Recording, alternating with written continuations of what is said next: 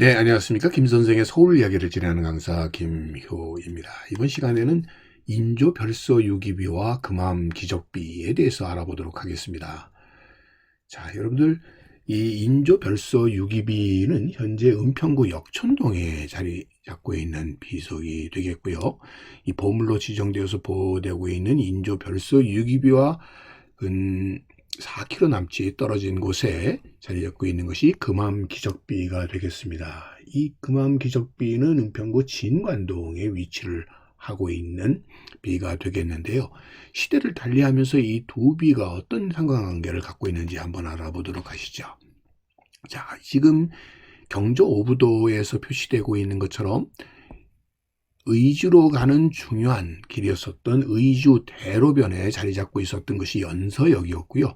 연서역에 세워지었던 비각이 바로 인조 별서 유기비라고 볼 수가 있겠고, 위로 올라가서 구파발의 유래가 되는 이 금암참에 위치하고 있는 것이 금암 기적비다라고 보시면, 결국 의주 대로상에 놓여 있는 두 개의 비라고 보시면 되겠습니다. 특별히 이 숙종과 영조, 정조를 잇는 이 비가 바로 이 두 비석이 되겠는데요. 의주대로의 기착지였었던 금암 일대에는 조선 초기부터 중구로 통하던 육상교통로의 요지였었고요. 특히 사신이나 상인들의 왕래가 빈번해지면서 숙박과 역마를 제공하기 위한 관이나 참이 설치되었고, 특히 조선 후기에 파발이 정착되면서 주요 참으로서 검암 참으로서 자리를 잡게 되었다라고 보시면 되겠습니다. 특별히 11세기 이후에 오게 되면 이 검암 일대의 서원릉, 서삼릉, 파주 삼릉 등이 조성이 되면서 이 선대 왕들의 무덤을 다녀오는 국왕의 행착길로 이 의주 대로가 자주 이용되게 되었다고 보시면 되겠습니다. 1720년 숙종의 무덤이었던 명릉이 조성된 이후부터 빈번하게 이루어졌던 국왕의 능행이 고종 때까지 꾸준히 이어지게 되었고, 특별히 야간 행차를 하셨던 영조가 검암에 관사를 짓고 세손이었던 정조와 하룻밤을 보낸 후 능행을 다녀왔던 것을 기억했던 정조가 숙종 탄신을 기념하여 검암에 유숙했던 영조의 실화를 비석으로 남겨 기억하고자 하게 되면서 세워지게 되는 비가 바로 금암 기적비가 되는 것이죠. 그러다 보니까 이렇게 탄생한 금암 기적비는 숙종이 인조를 기리기 위해서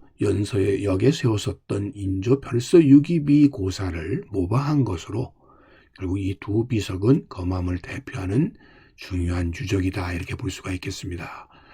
문명의 옛길로 의주 대로로부터 출발을 해서 중국까지 들어가게 되는 그 중요한 문명 대로에 교치를 했었던 것이 의주 대로였었고, 의주 대로상에 서울을 한양을 출발해서 바로 도착했었던 중요한 역이 바로 이 연서역이었고요. 그리고 금암 참을 거쳐가서 이루어졌던 그 길이 의주대로였었다라고 보시면 되겠습니다. 그 중에서 중요한 역의 기능을 했었던 것이 연서역에 해당이 되는 것이죠. 바로 그 연서역에 이런 비가 세워지게 된 것은 인조가 반정으로 왕이 오르기 전에 머물렀던 별서가 이곳에 있어서 이를 기념한다라고 해서 숙종 21년에 세워지게 된 것으로, 인조 반정에 관련된 중요한 역사적 사실과 그 현장을 증명해주는 사료로서의 가치가 있어서 보물로 지정되어 있었을 뿐만 아니라,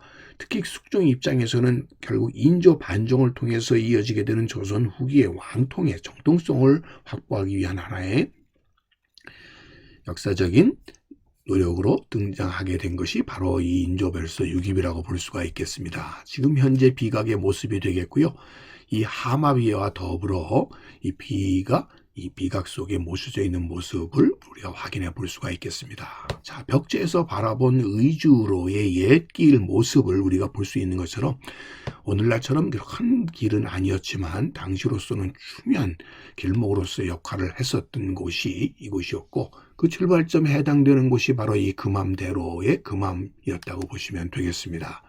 그러다 보니까 이곳에 금암참 이런 파발이 위치하게 되었는데, 지금 제가 검암, 금암이라는 말을 자꾸 이렇게 섞어 쓰게 되었던 이유는, 원래 이곳의 지명은 검은색을 띠는 큰 바위가 있다고 해서 검바위골이라고 불렸고, 그 검바위골이 검암이라고 하는 명칭으로 남게 되었는데, 이것이 발음상 어려움이 있어서 점차 금암으로 일컬어지게 되면서 이 검바위골이 금암참으로 이렇게 이름이 바뀌게 되었다라고 보시면 되겠습니다. 결국 이 금암참 위치에 정조의 성대한 사적을 추념해서, 즉 할아버지인 영조의 를 추념하면서 금암 기적비가 세워지게 되었다라고 보시면 되겠고요.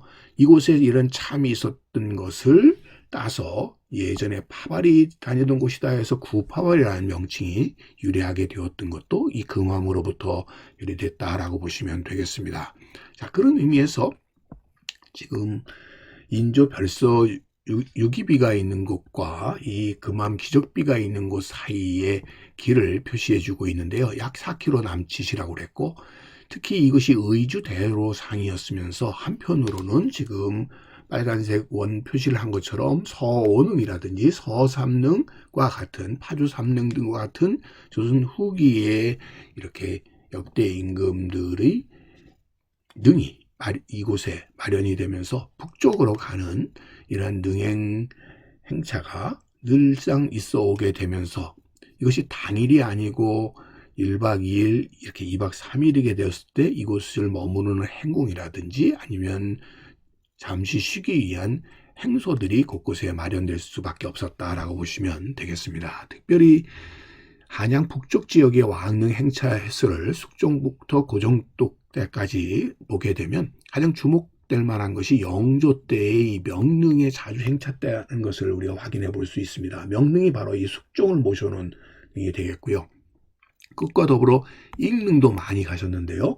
이것은 바로 이 숙종의 정비였었던 인경왕후의 능이 되겠죠. 그러다 보니까 그 뒤를 따랐던 정조, 순조, 헌종들도 결국 이 서오능을 중심으로 하는 이런 능행이 자주 이루어질 수밖에 없었다라고 보시면 되겠고요. 그래서 바로 이 염소와 금암에 이런 비각이 세워지게 되는 연유가 되었고, 결국 이런 선 왕들의 예의 전통을 이어서 이런 두 개의 비가 연이어 이 의주 대로상에 세워질 수 있게 되었다라고 보시면 되겠습니다. 지금 화면상에서 보고 있는 것이 바로 금암 기적비에 해당이 되겠고요. 그 옆 앞에 세워졌던 하마비의 모습이 되겠고, 오늘날에 바로 이 금암 기적비와 하마비의 모습을 이렇게 공원의 빛으로 조성되어 있는 곳에서 우리가 확인을 해 볼 수가 있는 것이죠. 그 주변은 다 이렇게 아파트 단지로 변화되었습니다만, 그나마 이렇게 금암비가 세워짐으로써 당시 의주세로상에 숙종이 세웠었던 인조 별서 유기비의 전통을 그대로 기사를 계승해서 금암 기적비가 오늘날의 구파발 지역인 금암참에 세워지게 되었다라고 하는 점을 통해서 이 능행과 관련되어 이렇게 두 개의 비가 세워졌던 의주세로상의 두 개의 비석이 바로 인조 별서 유기비와 금암 기적비다, 이렇게 보시면 되겠습니다. 오늘 이 시간에는 바로 이 시대를 달리하긴 했습니다만 의주세로상에 놓였었던 두 개의 비에 대해서 꽃밭을 가꾸는 김 선생이 말씀드렸습니다.